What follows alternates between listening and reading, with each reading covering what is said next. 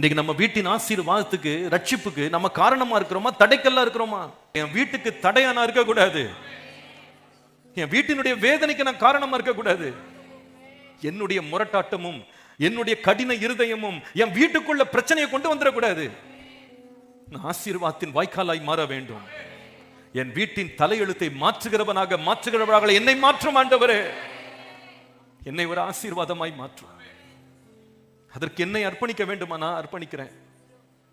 என்னை பலிபீடத்துல நான் வைக்கிறேன்.